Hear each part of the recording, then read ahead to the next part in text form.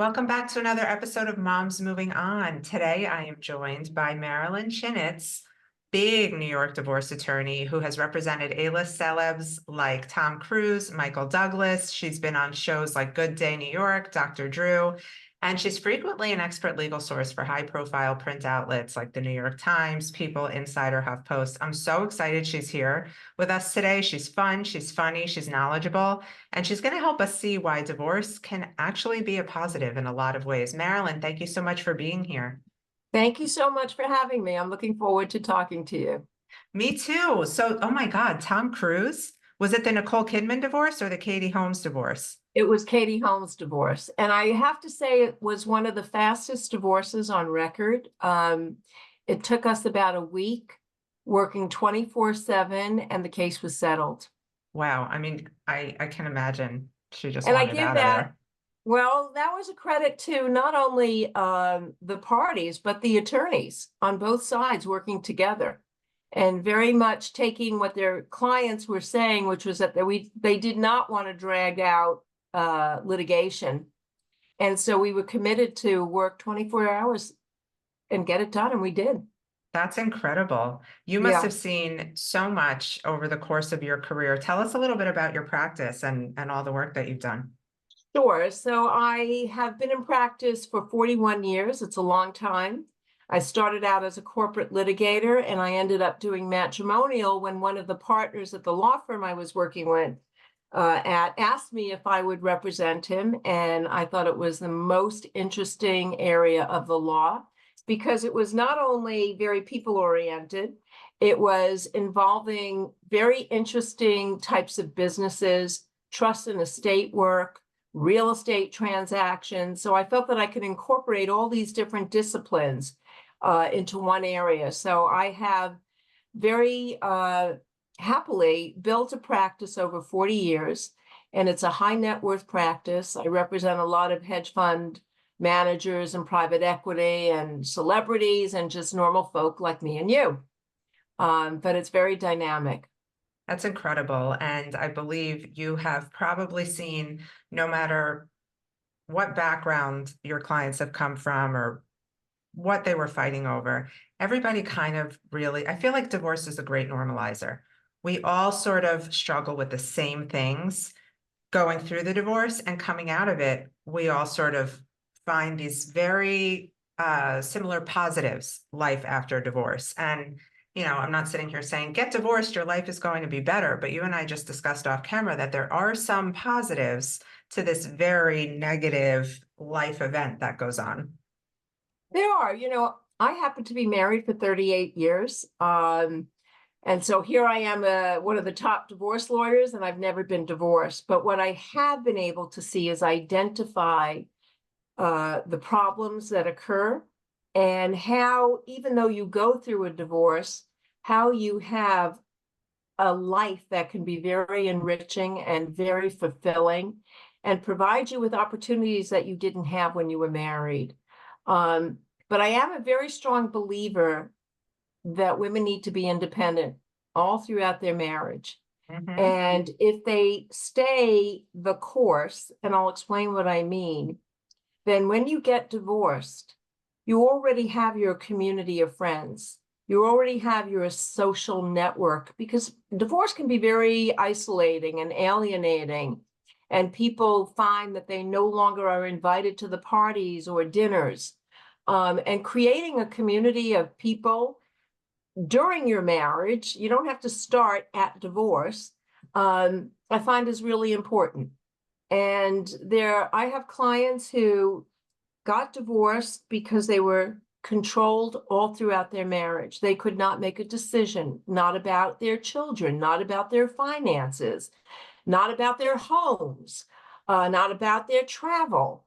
And so it was stifling. And living that lifestyle for many, many years, in several cases, decades, has a very debilitating effect.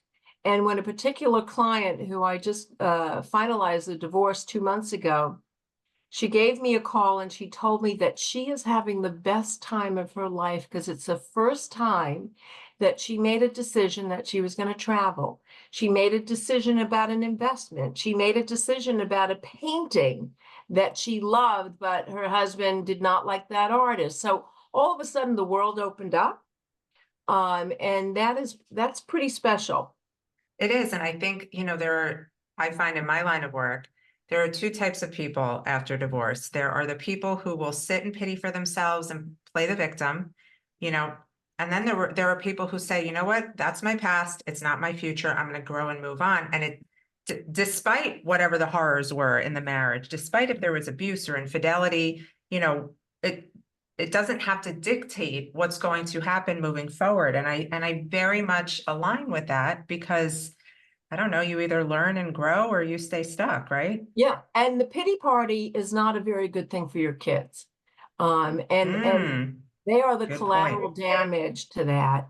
We mentioned it, we were talking about it earlier, that I always believe and tell my clients that if you do well, your kids do 100 times better. If they see a parent who is depressed and down and miserable and critical, you've now brought them down to your level. And that's not what we do as parents. We elevate our kids. We make their lives happy. Gospel over here in the Moms Moving On world, Marilyn, because I work tirelessly to get people to believe that. And then you'll have the people who say, well, shouldn't my children know the truth about their other parent? Sure, if you want them to accuse you of alienation down the line. Yeah. And why should kids know what happened during the marriage? Why should they be privy to that? I think it is a terribly destructive thing to do to your kids. And I think you hamper their ability to be happy. And if you're really a caring parent, you're going to do everything you can. So I tell parents, if you want to pity yourself, go hire a private therapist and lay it all out on them. But nobody wants to be around somebody who's constantly a Debbie Downer, always looking to the negative and always blaming everybody else. I agree. And many people will argue, well, that person did so many horrible things to me. Two things can be true. They could have been horrible to you. It could have been a horrendous marriage and a terrifying existence. And you can move forward with strength and empowerment. Like you're saying, this client who was finally able to travel and feel empowered about it. That's these things we take for granted in marriages, That's right. And it's not to say, look, divorce is extremely hard. I work with, men and women, and men suffer, women suffer, everybody suffers. It has a domino effect. But how you handle that suffering, it's going to be short term, it's going to be long term, it's going to have a domino effect on other people. That's all up to you. That's in your hands. And so I think that the best thing that you can do is, if you go through this process, I do believe that it does take a village, that it's nice to have a support system, but not to unload, but to do things with. And so, I have a client who goes biking now and never did that before. And she has a community of bikers. They travel to Europe. I happen to bike also, so I loved the idea, and I actually sparked it in her head. But she's become this great biker who travels all over the world. So there are so many things that you can do positively that get you moving in a good way, so that you're protective and that you are somebody who is productive, and open up your own abilities so that you can see things that you never saw before.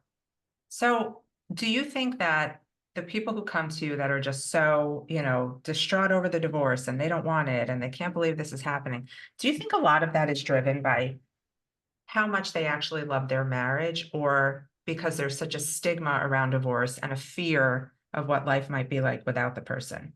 Well, they're definitely scared. I mean, people for the most part are scared to be alone.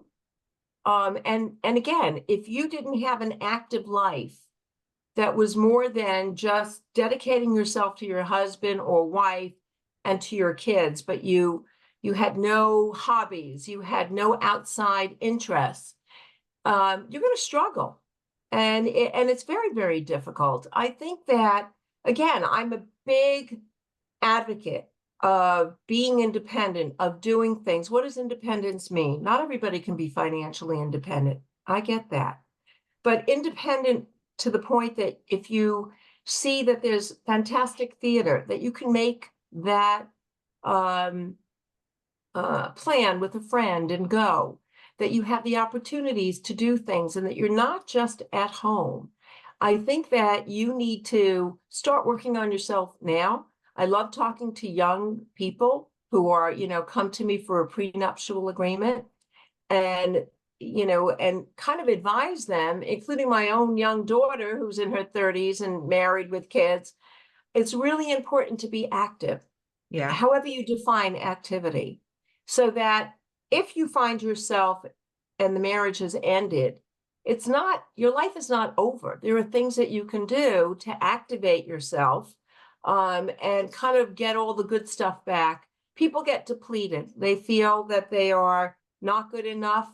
They feel that they've lost their confidence. They've lost their footing. And so how do you instill confidence back in someone who feels like they've been depleted? And some of these relationships are in fact really abusive, not just Right. physically abusive, but emotionally abusive. Mm-hmm. And somebody who's been abused for decades has a lot of learning to do. And one of the things that they have to learn is how to love themselves. And that's important, taking care of yourself and loving yourself. Absolutely. So it sounds easy to tell people, but it's not so easy to get people in that path. And as a matrimonial attorney, my job, and I'll share with you, I have a wonderful women's luncheon every year. And it's actually going to happen in April, where I invite 50, 55 women. And it's women who have gotten divorced, women who are going through divorce, but it's only women who have become very successful business people. One is the president of a major clothing company. Another is a plastic surgeon. One is a founder of a hotel, so that everybody can share their stories. And I always believe in the philosophy, where are you going and who are you taking with you? Because you want to be able to help somebody and mentor somebody. So my job as a matrimonial attorney is not just to extricate them and divorce them. It's to also help build them so that they then move on to the next platform in their lives. And I love the stories when people come back and they say, wow, I have learned so much. Here's what I'm doing now. And then I'll say, okay, well, where are you going and who you're taking with you? Because now it's your responsibility. That's incredible. But there's lots of things that you can do. Not everybody can do something for you. A great lawyer is going to get you, hopefully, a great result. Right. But great what result you with the do with least that- amount of time in court. Well, and that's key. And I can't tell you the number of men who I have said, pay the extra X amount of dollars. Pay it.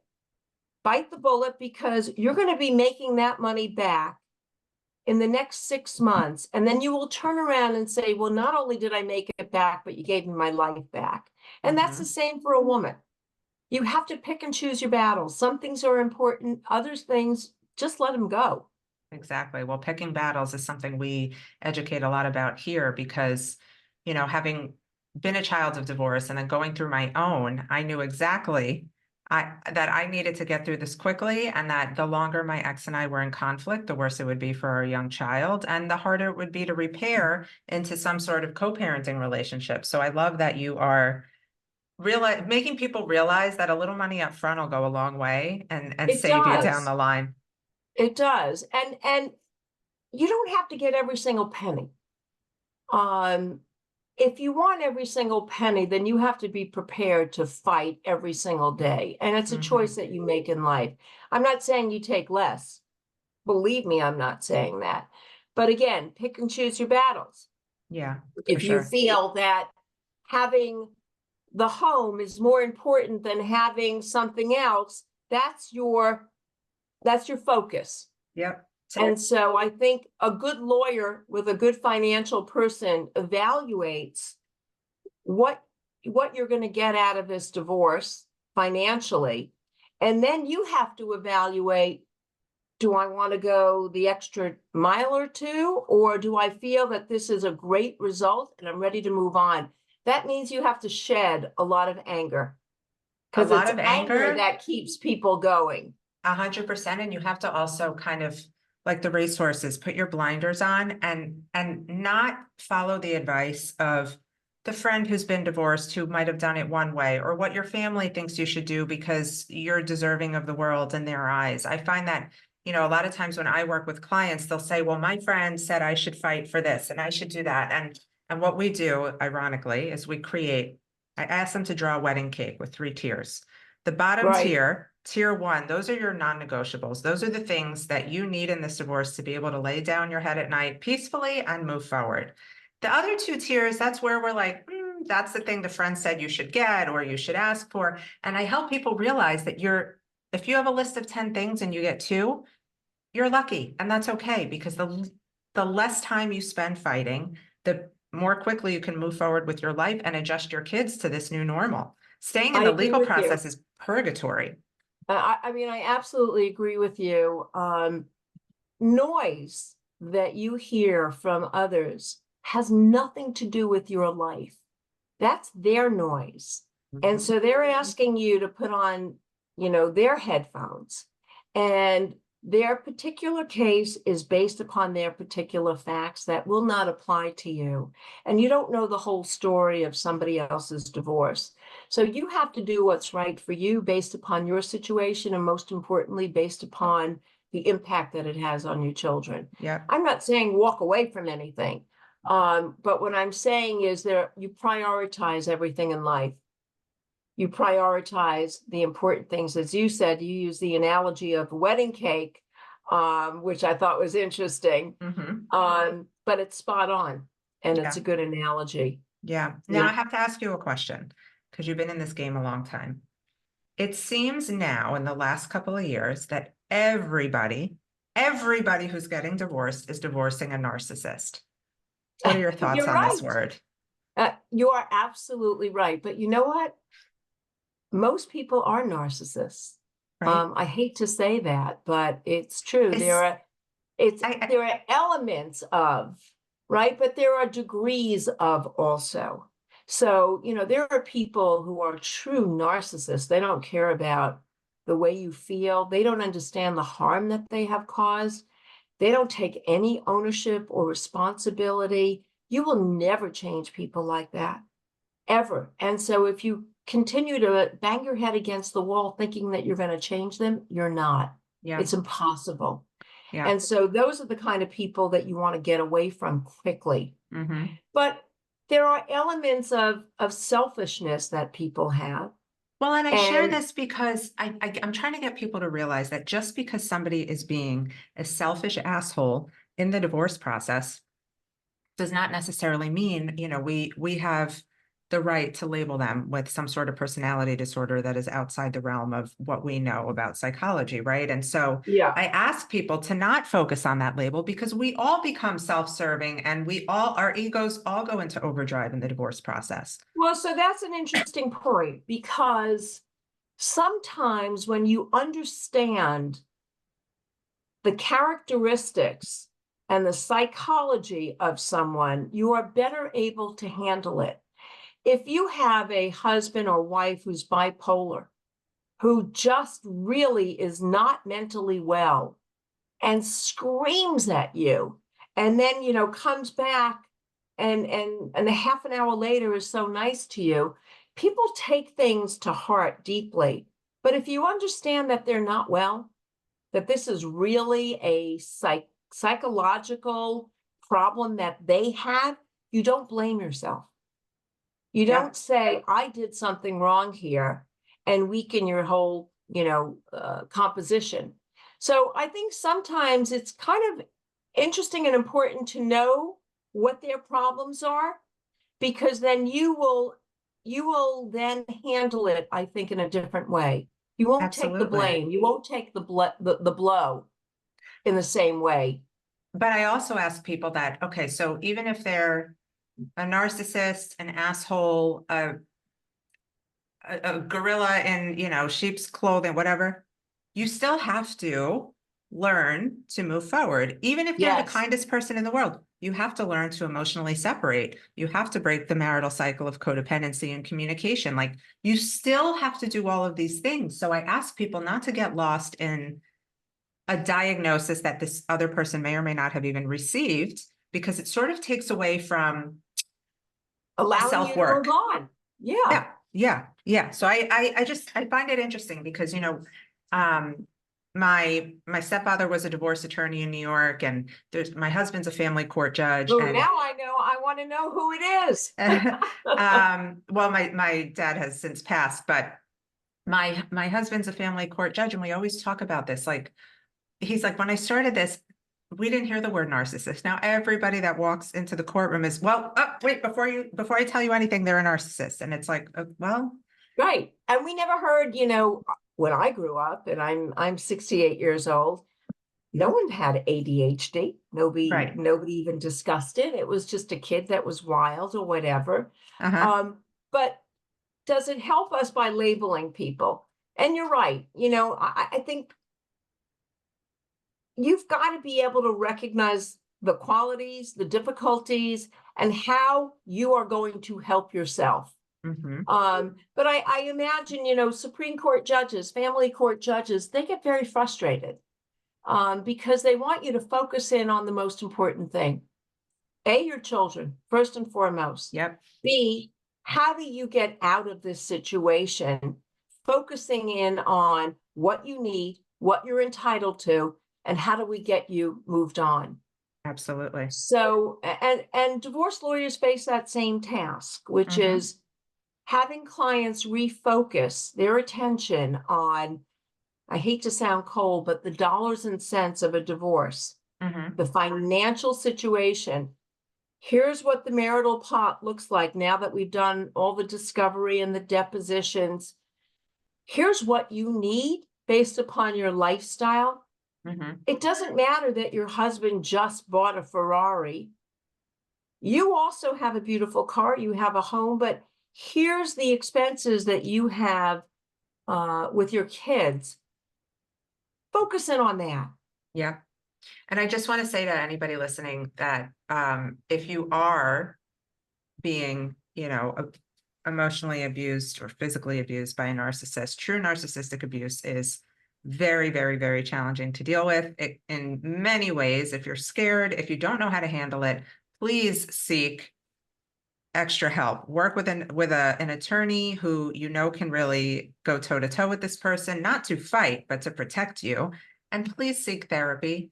Coming out of a relationship that is abusive and dealing with someone who is emotionally manipulative, it takes a lot of work to learn to stand on your own 2 feet again. So if you really are in the And, throes of hell with a narcissist, please know that there are resources for you. and I think that a lot of people experience that in divorce. And when I said earlier, it takes a village and a community, it does. It's really important as a divorce lawyer to tell my clients to get the best professionals around you. Not the noise that, a friend told you about in their divorce, but a really good therapist, a good psychiatrist. I'm a strong believer in self-help. So any wellness mode, it could be sound bath, it could be massage, it could be yoga. Focus in on getting yourself healthy. Yep. Because when you are healthy, you have all the tools to move on. You're not being pulled back by that narcissist or that abuser. You have, now looked at, this is what I can do in my life and I can move forward. So being healthy is physical, but it's very much emotional. Absolutely. Oh my God, that's such a great line. And I think that's a great place to wrap it up. Marilyn, so you're still practicing. You're in New I'm York still City. practicing, working harder than I've ever worked in my life, but I And, love it and it's and great. I could tell that you radiate Yes. this aura of empowerment for your clients. And I think that's incredible. Where can people learn more about you or have a So consult? I'm a partner at Blank Rome, BLANKROME, and I'm in the New York office. And they can just either Google me or go on our Blank Rome website. They'll find me. And it was really a pleasure to talk to you. It And you're was such doing a, great work. I mean, you thank really you. are doing tremendous work. I can't tell you the number of clients that I have that are looking for what you do, somebody that does it the way you do it, because they need that extra help. And so I'm Yeah. going to refer my clients to you. Thank you. Maybe one day I can come to Yeah. one of your lunches. I'm jealous. I want to be at one of Yeah, these that's great. parties. It That's is awesome. fun. Well, everyone listening, thank you. I'm sure you got as much out of this as I did and feel empowered and really ready to take on your divorce and find the positives. Don't stay stuck in the past. There's too much goodness out there. We'll see you next time on Moms Moving On. Thank you.